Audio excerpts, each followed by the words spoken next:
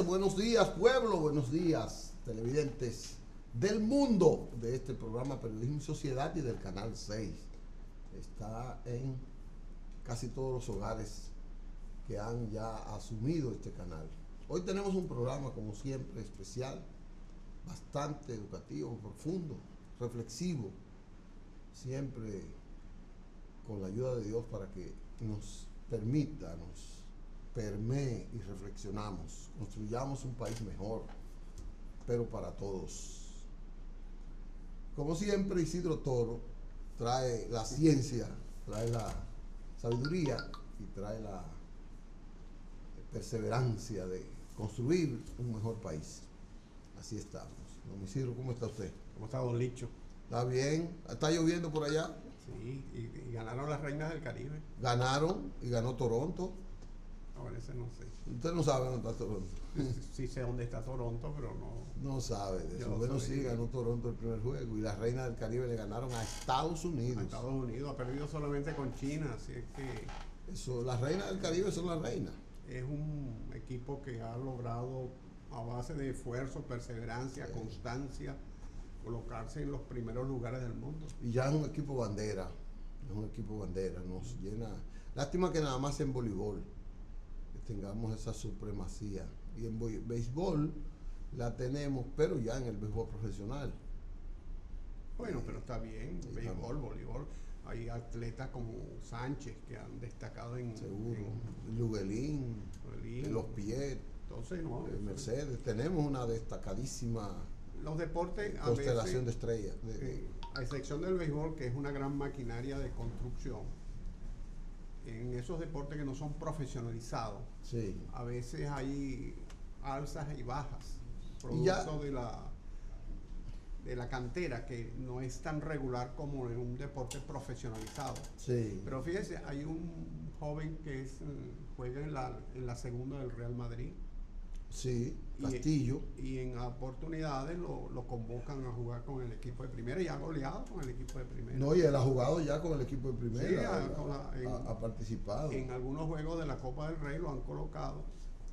E incluso no contra otros equipos de primera, no Sí. contra equipos de segunda y tercera. O sea que eso es así. Y el fútbol a medida, aquí hay varias escuelas de fútbol. Sí, aquí ya hay un campeonato, hay una liga de fútbol. Sí, pero hay escuelas del Real Madrid, del Barcelona. Sí. Y eso, a medida que esa inversión va echando fruto, verá que ese campo va creciendo. Correcto. Esas canteras, cuando son patrocinadas por... Bueno, y el caso de las Reinas del Caribe es patrocinio de una empresa privada. que Un los conjunto. apoya. Un O un conglomerado. conjunto de un Y lo conglomerado. dirige como un consorcio, como una firma privada, Cristóbal Marte, que ha tenido, eso es un programa especial. De Cristóbal. participación, de ayuda a la sociedad o de responsabilidad No sé, social. de pero un tiene grupo. tiene financiamiento diverso Pero es propio de los programas de responsabilidad social de las empresas. de las empresas, exacto. Y Así. ahí tiene unos frutos bien, Bien, bien notorio. bien importantes. ¿Sabe qué está dando fruto? Dos cosas. Ayer el PLD se reunió y aprobó los estatutos, la modificación a los estatutos, la adecuación de los estatutos a la nueva ley electoral, en una reunión en la que estuvo el comité político, fue en un autobús. Qué cosa, Pero vean que van unidos. para que vea, o que son pobres, No, yo creo Ah. que es más... me van unidos. van unidos Pero porque es un gobierno que ha anunciado de que la pobreza prácticamente está desaparecida, que tuvo una sociedad de clase media. Y los números del Banco Central nos indican que la mayor parte, desde el punto de vista económico, sí, ha crecido mucho la clase media, no pueden dar visión de pobreza, de pobreza. es de unidad. Además, para ellos no, es difícil creerle que son pobres. Un poco difícil. Yo no lo creería. Bueno, usted ya está hablando como opositor, No, como dominicano. dominicano opositor. No, hasta ellos mismos me dicen, fulano no es pobre, fulano no es pobre, fulano no es pobre. Ellos mismos me lo dicen.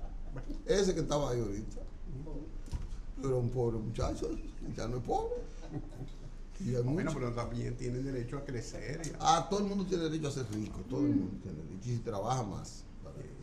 Pero ese no era el tema es que modificó los estatutos y los adecuó al nuevo esquema legal, la ley 3318, dispuso que la candidatura presidencial se vaya a elegir, las candidaturas todas se vayan a elegir por varios métodos.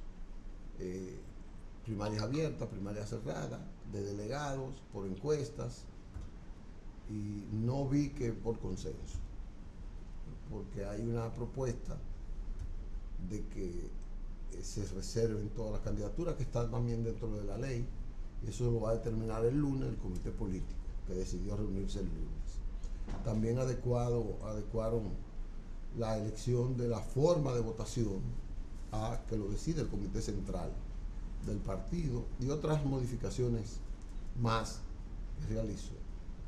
Salió sin ningún pellizco, salió se veía una camaradería conducida por Euclides Gutiérrez Félix entre Danilo y Leonel, y se veía también una conversación amena, como de ponerse de acuerdo, Danilo y Leonel, Danilo y Margarita, Leonel con Reinaldo, y eso no es habitual que lo hagan ahí, pero se vio que sí, que ellos no se sacan la sangre para ponerse de acuerdo en esa parte. Recuerda que yo le dije que hay una propuesta, eso que hizo Radamés Jiménez, que lo escribimos, lo analizamos el lunes aquí, de que hay una propuesta del equipo de Leonel, para que Leonel sea el candidato y Danilo se quede con todos los cargos del Congreso, así que los proponga y que por consenso esos sean los únicos candidatos, que se repitan, se lleven las boletas que presente Danilo. Es una propuesta del leonelismo que llevó Radamés Jiménez antes de ayer al partido. Es decir, que todos los senadores o la inmensa mayoría los proponga Danilo si Leonel es el candidato. O que repita la nómina actual. No necesariamente tiene que ser el que repita la nómina actual, que se reserven los cargos del Congreso para que en un consenso, en un acuerdo del comité político de los líderes, el líder a quien le corresponda a la mayoría del Congreso, o sea, quienes proponga los candidatos que irían en la boleta. No necesariamente tienen que ser los que están, aunque como los que están siguiendo al presidente Danilo Medina, y la propuesta de Leonel es que esto solamente es posible si Leonel es el candidato. Entonces, que sea Leonel y sea Danilo el que ponga, y como la mayoría es de él, que repitan entonces todos esos casos. Eso implicaría retardar más la elección, la democracia interna, porque eso implicaría que los senadores que fueron ratificados por el acuerdo con Leonel en el 2012 para elegir a Danilo, que luego fueron ratificados en el 2016, serían en el 2020 y nadie sabe en el 2024, si fuera así. Pero la propuesta no está públicamente aprobada, pero ya le avanzamos aquí que era una propuesta que llevaba a una comisión que está discutiendo la posibilidad de unidad en el PLD, y que yo le dije que se reunió el domingo, se reunió el sábado pasado, y que habían concluido en esa parte, entre otras cosas, que Danilo proponga una tercera opción que compita con Leonel, aunque Leonel la gane, pero que Danilo proponga una tercera opción. Y todo eso se ve en esas condiciones. Bueno, lo cierto es que hay un ejercicio de acercamiento y un ejercicio político de lo que es un partido político. Correcto. Que es de conversar, entenderse los sectores, 2, 3, 4 sectores, los que existan. Y eso es parte de la política, eso es parte de los partidos. Y muchas veces uno observa cuando hay dos opiniones en un partido, inmediatamente terceros interesados, en los medios de comunicación fundamentalmente comienzan a decir, hay división. Y cuando un partido no tiene una opinión, no hay discusión interna, dicen, es caudillismo. Entonces, bueno, si no te agarra el chingo, te agarra el signarismo. También dijimos que esa propuesta implicaba solo que Danilo no sea candidato, pero que estaba dispuesto a contribuir a modificar la Constitución para que Danilo le quiten el nunca jamás. Sí, el 2024. El 2024 pueda ser candidato. Pero hay gente que dice que sea para que Danilo tenga mayor confianza, que sea que el presidente, o sea, que se establezca la fórmula otra vez de que la reelección consecutiva no se dé. Es decir, que cada 4 años venga un presidente, se elija, que el que está no pueda repetir, como estaba antes. Para que Leonel no compita en el 2024. En el 2024, si ganara Leonel o Isidro Toro, si fuera el presidente del 2024, no se reeligiera. Pero no impide que el que haya sido presidente en el 2016-2020 pueda participar. Esas son de las salidas que, según las fuentes de Periodismo y Sociedad, que le están buscando a Danilo Medina para que él busque un bajadero y no tenga esa arbitrariedad. Pero la Constitución la modifica el que tiene poder. El que tiene poder. La seguridad que le están dando es que en 4 años Leonel no le pueda, si fuera el presidente Leonel, le pueda hacer cambiar los legisladores que Danilo ponga en el 20. Esa es la idea en esa parte. Vamos a esperar. El PRM, por su lado, tenía para este sábado la juramentación de Tony Peña Guava con sus seguidores en un acto en el Hotel Sheraton para el sábado a las 2:30 de la tarde. Y ayer anunció que lo iba a posponer para el otro sábado, porque de verdad que tiene muchas actividades y además estratégicamente en términos de mercado, de publicidad, de comunicación, no era adecuado tener 2 actos de esa importancia corrido. Yo no sé, pero si hacía uno el sábado y otro el domingo, uno de los dos iba a caer en términos de la difusión en los medios. Sí, entonces había que hacerlo distanciado e inteligentemente lo cambió, y el domingo, que es la del plazo fatal en términos de que se acerca el cierre, tiene la reunión del comité político, que es la reunión de todos los dirigentes nacionales, para discutir lo de la reserva o aprobar lo de la reserva del partido. Y así, entonces, participar en el otro sábado con la noticia de Tony, que cuando se dé va a ser una noticia que va a copar grandes espacios de los Bueno, medios. la noticia ya está dada. Ya está dada. Lo que es un acto. El acto va también Es importante. Es ventajoso para el partido. Pero ya la noticia está dada. Sí, ya la noticia está dada. Él mismo la dio cuando renunció al PRD, la dio. Correcto, entonces. Que regresaba al PRM. Y antes de entrar, porque usted va a hablar hoy otra vez de los partidos. Wow. No, parecido. Pero no igual. Pero yo quiero que me permita expresar una preocupación. Esta semana, hoy es viernes, de miércoles, de jueves para acá, han ocurrido algunos acontecimientos que llaman la preocupación de la gente. Ayer, una pareja de extranjeros en un hotel de Samaná apareció muerta en una habitación. De una forma rara.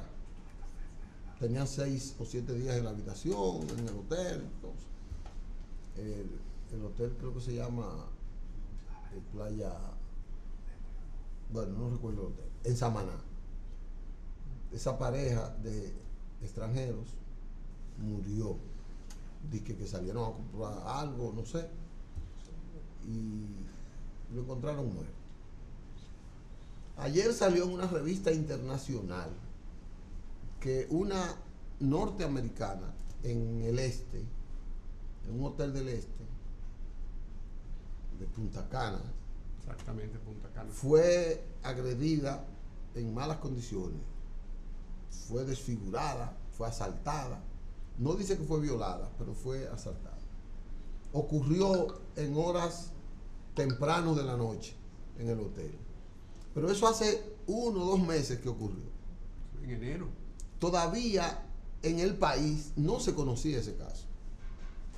Y eso me llama a mí a preocupación. Porque ¿cómo es posible que pase eso en un hotel y ningún medio, ni autoridades, ni nada se hayan enterado de que eso ocurrió? No han dicho el CESTUR que eso ocurrió, quizás por no hacerle daño al hotel, pero si no es publicitado por un medio internacional, no se La hubiera dama dado. fue a las autoridades norteamericanas. Exacto, la embajada tiene seguimiento de eso y le ha dado seguimiento. Y quizás por eso salió. Sí, y lo recogió entonces la prensa internacional, como bien usted apunta, y ha salido ahora por rebote en la prensa dominicana. Exacto, o sea, la revista People fue la que le dio el libro. Y también me llama poderosamente la preocupación. En La Vega, antes de ayer, fueron asaltados 15 sacerdotes. Los asaltantes se metieron a la catedral. Y hay 15 sacerdotes alemanes que vinieron a una misión. Y en la catedral les roban todo: teléfono, dinero, tarjeta, todo lo que tiene, hasta los pasaportes. En la catedral, 15 sacerdotes en La Vega. Eso tiene que tener una explicación, eso tiene que tener una preocupación, eso tiene que llamarla. No es porque lo callemos que eso no se va a saber, porque ya las redes, mire cómo salió este de Punta Cana, ya todo se sabe. Entonces, el gobierno debería estar despertando. En Pedernales fue una bandilla de 5 personas en un vehículo y se metieron en un supermercado y llevaron toda la bebida. Y ese mismo vehículo, con todo el whisky y las bebidas en el carro, se metieron a la farmacia más importante de Pedernales y también le llevaron. Eso pasó antes de ayer. Entonces, todo eso ocurrido en un país implica que hay que reformular la estrategia de la seguridad ciudadana y que hay que preocuparse. Que hay que preocuparse porque eso que pasó, eso le puede pasar a cualquier ciudadano. Esos son llamados de atención de la sociedad. Es una alerta roja que están mandando esos La propia sociedad se la está mandando. Seguro. En esa parte. Entonces quería externar eso para yo estar tranquilo, como que ya lo dijimos aquí, en esa parte. Porque eso puede pasar. Me dicen los muchachos que tenemos que irnos a una pausa. Vamos a la pausa y entonces venimos con el tema de hoy, de periodismo y sociedad.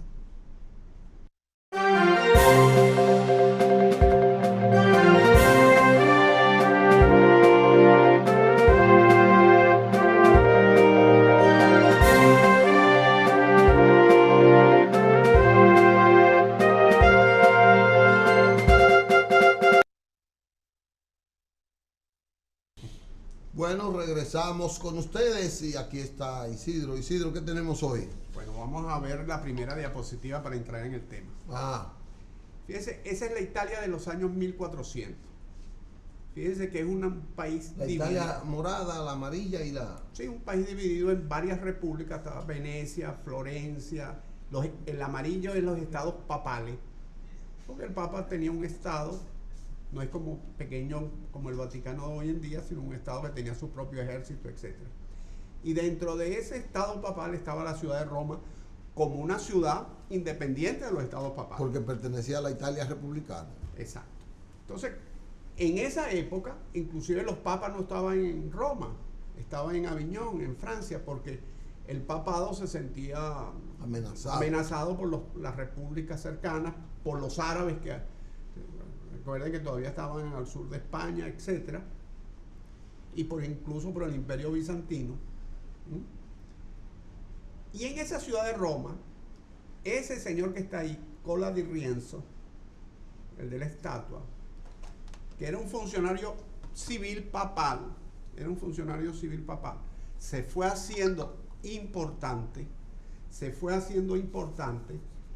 comenzó con una campaña contra la nobleza de Roma y se hizo líder en la ciudad de Roma. 1350. Se hizo líder en la ciudad de Roma. Contrapuso el gobierno de la nobleza de Roma contra el pueblo de Roma. Y él asumió el liderazgo del pueblo de Roma y hacía unos desfiles. Con los vínculos de la iglesia. Con el poder incluso de la iglesia, que le daba la iglesia. Hacía unos desfiles con espadas, hacía unas grandes manifestaciones populares con antorchas, etcétera, ¿no? Ese señor Cola di Rienzo. Luego él fue creciendo en su ambición y comenzó a plantear el retorno del Imperio Romano. El viejo imperio lo quería retomar y eso pasaba, por supuesto, por la unidad de Italia. Inmediatamente se iban iba contra todas esas repúblicas. Hay que ver que habría que ver el imperio desde Medio Oriente. Sí, desde Persia, el norte del África hasta Egipto y toda esa zona. Hasta Inglaterra. Las costas del norte. Pero al principio lo primero que tenían que hacer era la unificación de Italia. Incluyendo las Galias. Incluyendo las Galias, que hoy es Francia. Pero lo primero que tenía que iniciar es con la unidad de Italia, y tenía que ir contra toda esa familia y sectores poderosos que gobernaban en cada una de esas repúblicas, inclusive contra el papado. Porque cuando Roma existía, no existían los estados papales. No existía Vaticano, no existían como estados.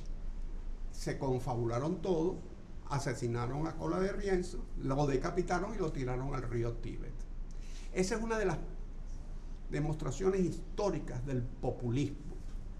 Populismo que tanto se habla hoy en día en los medios de comunicación, y que no es un fenómeno nuevo, es un fenómeno que viene mucho antes viene desde la República Romana, desde la antigua Grecia inclusive, pero eso es un ejemplo poco conocido, pero es un ejemplo muy ejemplarizante, es un gran ejemplo, porque Cola de Rienzo llegó a generar tal clase de conmoción en la ciudad eterna, en Roma, y llegó un líder popular, y llegó a tener tal nivel de aceptación, inclusive de la iglesia, pero cuando tocó los intereses de la iglesia ya se unificó con la familia Colonna. Ahí comenzó a tener problemas. Claro, se unificó con la familia Colonna y otros sectores de la nobleza italiana y particularmente romana.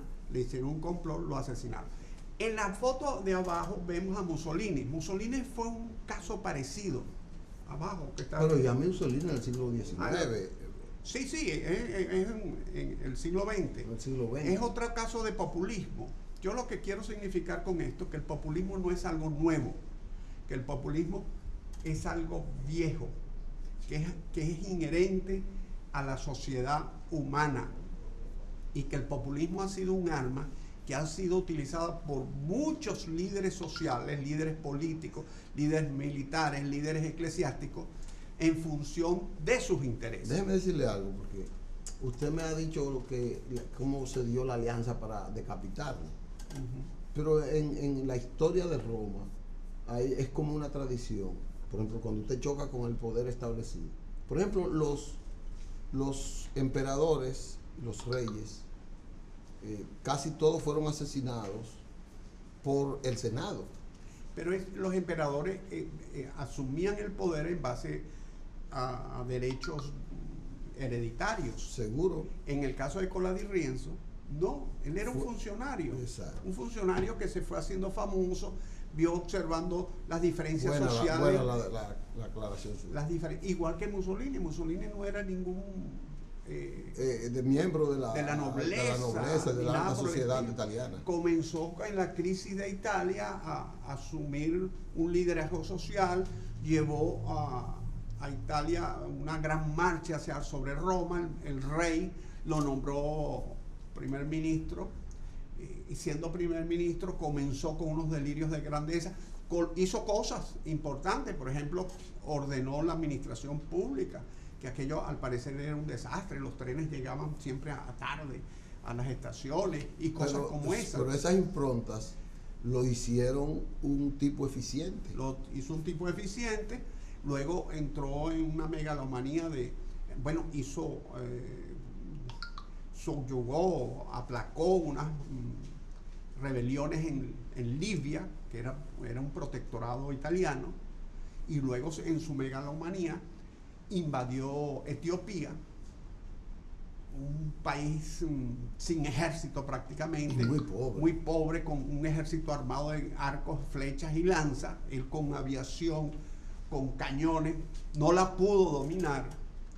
Entonces apeló a algo prohibido en la Primera Guerra Mundial, que son los gases venenosos.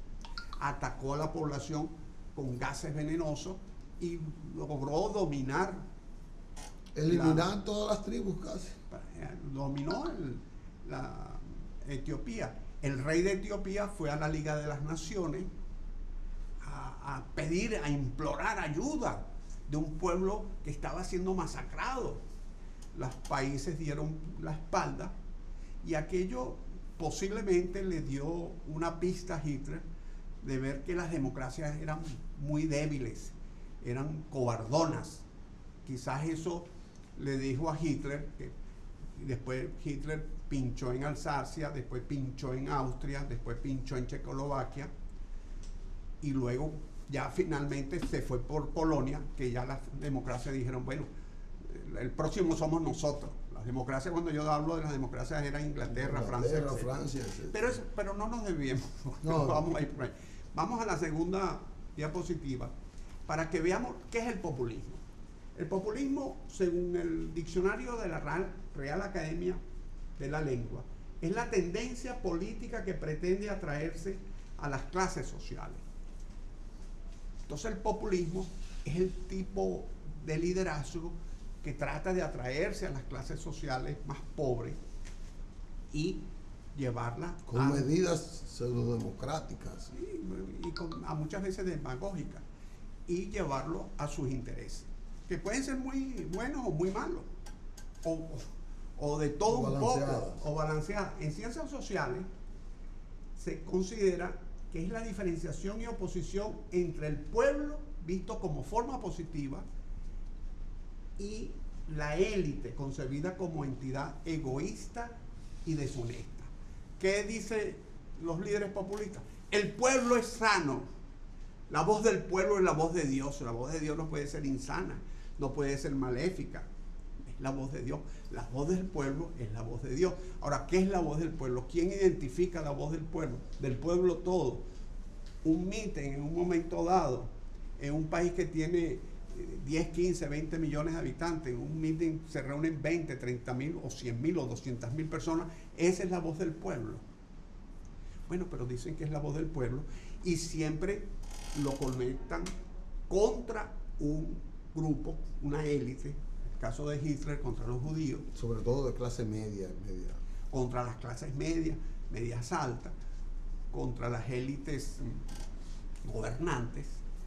Muchas veces cuando hay un partido o un grupo en el poder mucho tiempo, sale un líder populista diciendo que todos los males de la sociedad son productos o gracias o consecuencias de ese grupo gobernante. Vamos a ver algunos ejemplos. Pero el populismo ha sido afianzado con grandes experiencias positivas también. Todos los gobiernos. Porque por eso la mayoría de los partidos que hoy gobiernan pues tienen su base populista. No importa que tengan una expresión de derecha. Sí, pero el concepto fundamental, medular, la espina dorsal del populismo como concepto, es que contrapone la base popular contra un sector de la sociedad. Y lo contrapone o lo pone a pelear, lo pone violentamente, los enfrenta. El caso de Hitler, de los alemanes contra los judíos. En el caso de muchas sociedades nuestras, el pueblo contra la banca o contra los sectores adinerados de una sociedad, como es el caso de Perón en Argentina. Perón fue un líder populista. Fue un líder, y lo vamos a ver, vamos a hablar de Perón un poco ahora. Y hay muchos de aquí que podemos llamar. Y aquí, y para eso quiero que usted me ayude, porque me dé ejemplos locales. Vamos a la tercera diapositiva, para que veamos uno de los ejemplos históricos de populismo. Vamos a la tercera, la voluntad del pueblo, la tercera diapositiva. Ese es un grupo que se fundó en Rusia por los años de 1870. Era un grupo intelectual, realmente de intelectuales. Realmente no llegó a concitar apoyos de la población, aunque ellos tenían Esa es la Rusia zarista. En la época de la Rusia zarista. Ellos iban contra la Rusia, contra los zares. Su eslogan era yendo hacia el pueblo y pretendían movilizar las masas campesinas. Eso es un antecedente del partido bolchevique ruso y del partido comunista ruso. Eran anarquistas fundamentalmente. Y uno de esos miembros fue el que asesinó al zar Alejandro II en 1881. Le lanzó una bomba en el vehículo que iba transitando y mató al zar. Ese grupo no tuvo mucho éxito desde el punto de vista de organización social ni de acompañamiento de las masas, pero como tal es un ejemplo histórico que es importante tenerlo presente. Vamos a ver la próxima diapositiva, el Partido del Pueblo en los Estados Unidos. Ese es en 1890. Ese grupo, en Estados Unidos, a finales del siglo XIX, comenzó un choque entre lo que se llamaba el mundo rural y las élites bancarias. El mundo rural que vivía en los grandes campos del medio oeste y del centro del país, y las élites que dirigían la sociedad norteamericana que vivía en el este, representados por los políticos, los abogados de prestigio, los banqueros, los médicos, las élites intelectuales, etc. En medio de aquella realidad sociológica, que tenía una noción social, salió un grupo que se llamó el partido. Primero salió un movimiento que se llamaba el pueblo de la pradera, y luego salió este partido de un señor llamado Watson, que se llamó el Partido del Pueblo. Hay que decirle que para esa etapa ya tenían mucha fuerza porque ya habían sido presidentes. Por ejemplo, ya Abraham Lincoln ya había pasado la guerra, había ganado por el Partido Republicano. Claro, y existía el Partido Demócrata. El Partido Demócrata. En las elecciones de 1800... Y ya estaban establecidos los congresos estatales, inclusive el Congreso Federal. Este partido sacó muchos diputados en congresos regionales, estadales. Y este señor Watson, en las elecciones de 1896, se alió al Partido Demócrata. Y él fue candidato a vicepresidente de la República en la fórmula del Partido Demócrata, en las elecciones de 1896, que perdieron. El Partido Demócrata perdió. Ahí fue cuando ganó Teddy Roosevelt, el famoso Teddy Roosevelt. Y este partido se fue diluyendo. La mayoría de los miembros de ese partido se inscribieron en el Partido Demócrata, otros se fueron para su casa, otros se dedicaron a otra cosa. Pero es un claro ejemplo por su lenguaje, quizás no por su éxito, pero sí por su lenguaje en lo que es el populismo. Hay que saber que en ese tiempo ya Estados Unidos, bueno, eso ocurrió para finales del siglo XIX. Sí, pero 30 años ya había cesado la lucha de independencia, la lucha de la guerra racial, y que ya Estados Unidos tenía una clara conciencia de la unidad social. Dice el muchacho que tenemos que ir a una pausa. Pues ustedes no nos van a dejar desarrollar bien los programas. Pero está bien, vamos a una pausa y venimos después.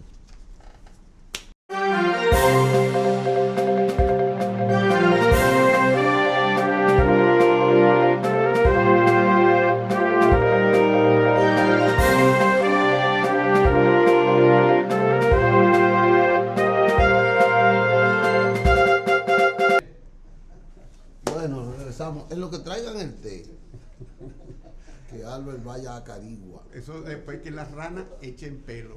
Cuando las ranas echen cabello, pelo, trae el té, Albert. Mire, Getulio Vargas y Juan Domingo Perón. La expresión más gráfica del populismo en la América Latina en el siglo XX son las de Getulio Vargas en Brasil.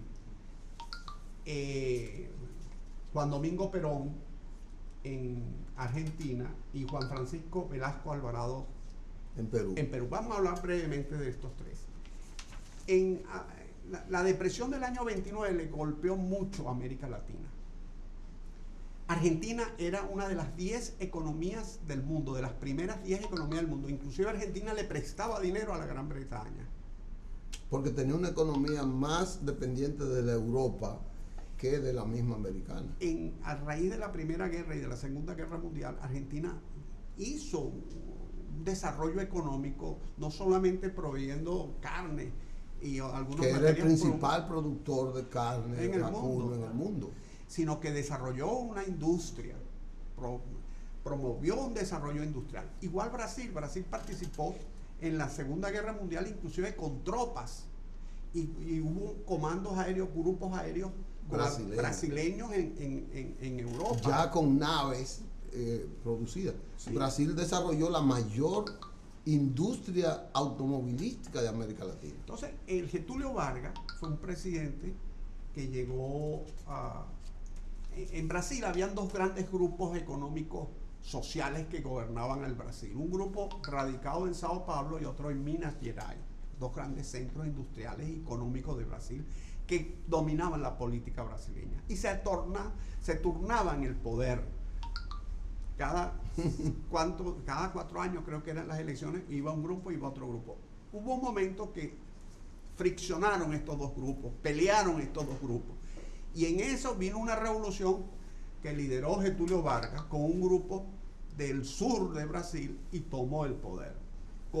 Hicieron elecciones, pero Getúlio Vargas, inspirado en los modelos fascistas, hizo una constitución corporativista, donde los sindicatos como tales tenían representación, los gremios tenían representación, y luego él tenía 40 diputados de 200. Una base fundamental de la expresión del populismo en el Estado. Claro. Y entonces arremetió contra las élites económicas, hizo grandes manifestaciones, etc. Siempre contraponiendo el poder contra las élites económicas, las élites sociales, las élites eclesiásticas, etc. Y de esos 214 diputados él se reservó 40 que los nombraba, que le daban la posibilidad de que con con cualquier movimiento él tenía mayoría. Eso ocurrió así hasta 1954, que hubo una gran manifestación ya en contra, porque la gente se cansa del autoritarismo, se cansa de la permanencia en el poder de una misma figura. No, y lo que decía Bolívar, la gente se acostumbra a mandar y el pueblo se acostumbra a obedecer, pero llega un momento que eso se rompe y la gente se acostumbra a mandar, pero a mandar, no mandar bien, sino mandar mal. Porque ya la rutina se lo envuelve, no, y al envolverlo en la rutina, con el cambio de los tiempos, cambian las circunstancias materiales, las necesidades, pero él está en la misma rutina. Y se endiosan y creen que lo que ellos piensan es lo correcto. Correcto. Y ya no consultan con nadie. Por el confort que le da el poder. Entonces Getúlio Vargas, frente a una gran manifestación que rodeó el Palacio Nacional en Río de Janeiro, se suicidó. Se pegó un tiro en el corazón y se suicidó. Y de ahí nació un movimiento, porque Getúlio Vargas no hizo un mal gobierno, industrializó el Brasil. Y consiguió conquistas sociales muy amplias. Y Getúlio Vargas es la expresión ideológica, doctrinaria de los partidos laboristas e inclusive del partido de Lula da Silva. De los partidos que llamaban de izquierda. Sí.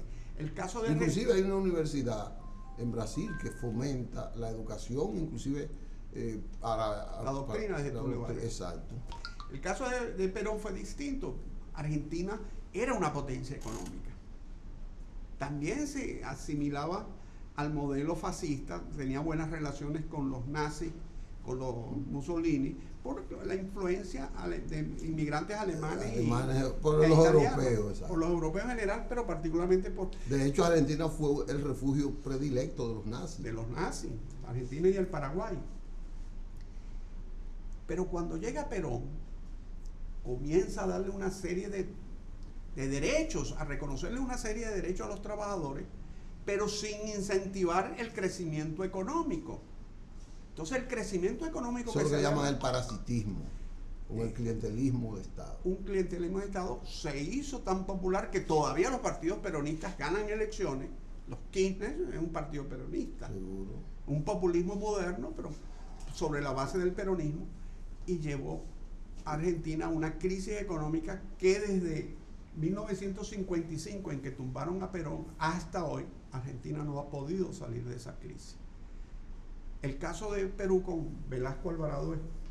Hay que decir que a Perón lo tumbaron y cogió para acá. Me dicen que aquí andaba en una Vespa, como un vehículo europeo. Sí, sí, y él se paseaba a la ciudad colonial y Ciudad Nueva en una Vespa.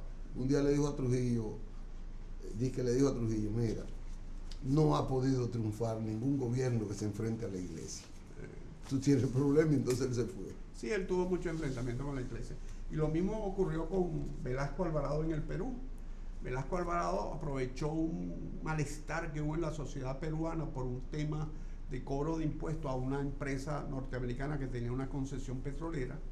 Se generó todo un movimiento nacionalista en torno a a ese caso.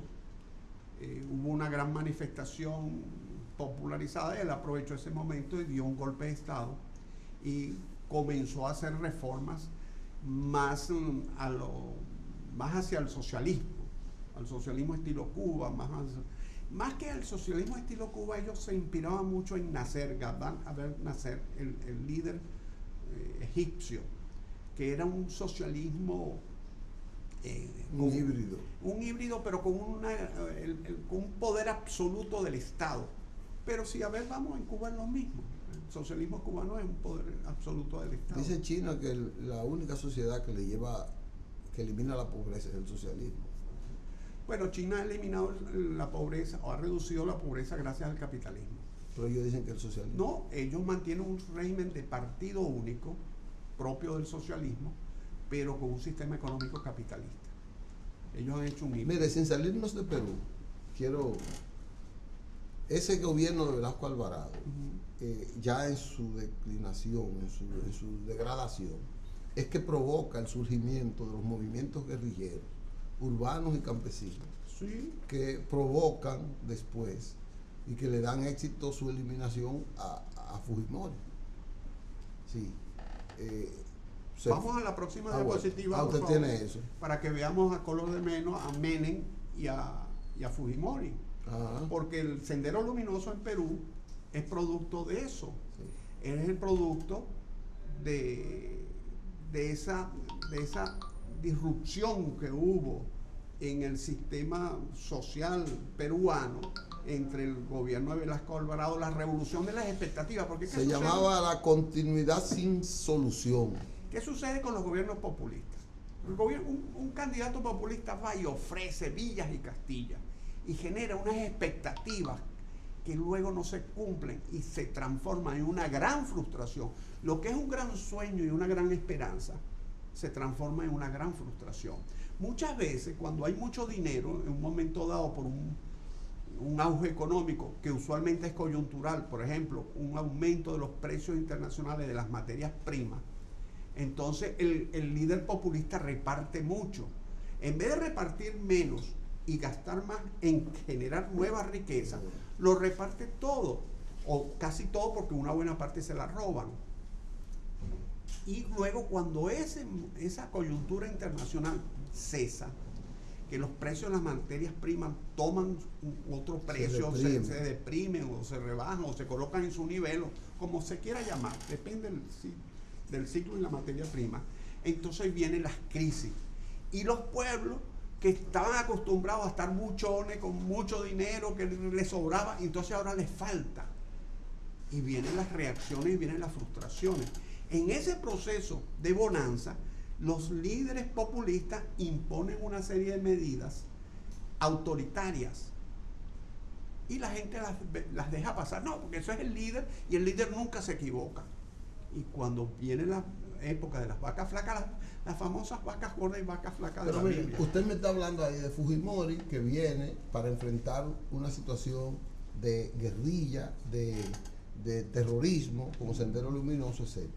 Pero Color de Melo viene por un desgaste del partido político. Claro. Y viene de una clase media, no partidista, y asalta el poder. Porque aquí comienza ya la antipolítica funcional. Y ¿cómo se llama Menem viene distinto, viene de del partidarismo político. Claro, porque el populismo es una forma de actuar, no es exclusivo de los partidos, de los militares, de la iglesia. Los tres vienen por el populismo. Puede venir, son mecanismos que se utilizan. El populismo es un mecanismo donde tú enfrentas a la sociedad, al pueblo en general, contra una élite, contra un grupo, contra los migrantes. ¿Qué sucede ahora?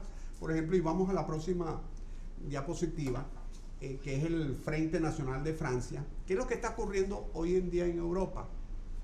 Que hay un movimiento populista, que está basándose en la xenofobia. Dile ahí a ver si nos pueden colocar la próxima diapositiva, la número 7.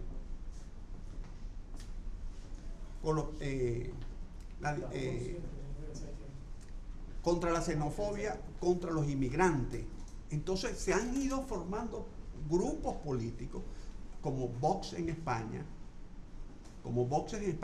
y antes de Vox en España, el grupo de Podemos contra los banqueros, uno de derecha y otro de izquierda. Sí. Pero siempre utilizando la fórmula. La herramienta populista, claro, para llegar. Aquí son los inmigrantes, son los que vienen del África, los que vienen a quitarnos el trabajo. Y aquí, ¿quiénes son? Los banqueros que han arruinado, han quebrado la nación, pero ellos siguen millonarios, etcétera. Bueno, no sé qué. No, sigamos, porque Oliver no la encuentra. Ahí está, Le Pen, entonces, Le Peuple francés. Eso, pero ese movimiento de Le Pen en Francia ha dado inspiración, que se fundó en 1972, ha dado inspiración a movimientos similares en Austria. ¿Te acuerdas de la Forza Italia de Silvio Berlusconi? La Liga del Norte en Italia, que decía que el sur de Italia, que Italia estaba... no podía crecer más porque el sur era muy pobre. Era la parte pobre, y había el sur no tenía quien le escribiera. Entonces el norte era la locomotora y tenía que deslastrarse. Tenía que dividirse. Dividirse. Bueno, esto no era contra los banqueros, contra los inmigrantes, era contra los propios italianos. Y así sucesivamente. ¿Ah? Mire, vamos a la diapositiva 14. Ya que nos dé 30 segundos. Que nos ponga la 14, eso, la de pensamiento. 20 segundos. Bueno, pon la 14 con... 20 segundos. Ahí está. Un demagogo es aquel que predica doctrinas que sabe que son falsas a personas que saben que son idiotas. Eso es el populismo. Bueno, gracias. Gracias a todos los amigos que nos están sintonizando. Jorge Peña, siempre como su amistad y su hermandad que siempre. Señores, ya hemos quedado en un gran programa con Isidro. Nos veremos la próxima vez. Gracias por su sintonía y gracias, Isidro, por acompañarnos de esta manera. Señores, gracias a ustedes.